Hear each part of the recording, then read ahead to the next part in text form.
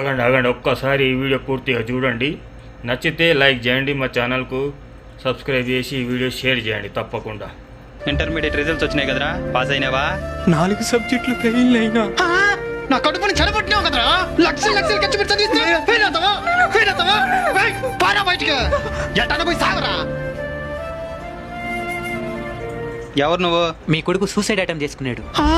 హాస్పిటల్లో చావు బతుకుల మధ్య ఉన్నాడు. అయ్యో నా బిడ్డ ఎగ్జామ్ లో ఫెయిల్ అయిపోయినాడని కోపంలో తెచ్చిపోమని చెప్పినా. కోపంలో మీరు చచ్చిపోనొచ్చు, బాధలో వాడు చనిపోవాలనుకోకూడదా? లక్షలు లక్షలు ఖర్చు పెట్టి చదివించినాడనేరు, ఒక్క క్షణం వాడికి అర్థమవుతుందో లేదో అడిగి తెలుసుకున్నారా? ఒక్కసారి బయటకు వచ్చి చూడండి. చదువు లేకపోయినా చరిత్ర సృష్టించిన వాళ్ళు ఎంతో మంది ఉన్నారు. ఫెయిల్ అయిపోతే సప్లిమెంటరీ రాసుకోవచ్చు, ప్రాణం పోతే. నాకు బుద్ధి వచ్చింది, కానీ నా బిడ్డ లేడంటే నేను బతకలేను.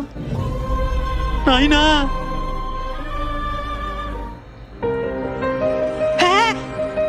ఎగ్జామ్ లో ఫెయిల్ అయిపోయినానని మా నాయన చచ్చిపోమన్నాడు. నేను చచ్చిపోతాను. మరి అదేనైనా ఎగ్జామ్ కు ముందు బాగా చదివి పాస్ అవ్వమని కూడా చెప్పుంటాడు కదా, మరి అదెందుకు చేయలేదు? మీ నాయన ఎన్నో త్యాగాలు చేసి రెక్కల కష్టం చేసి నేను చదివించుంటాడు.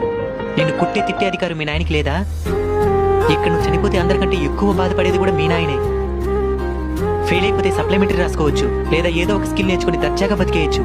ముందు ఇంటికి భయంగా ఉంది. నేను తీసుకెళ్తాను కదా.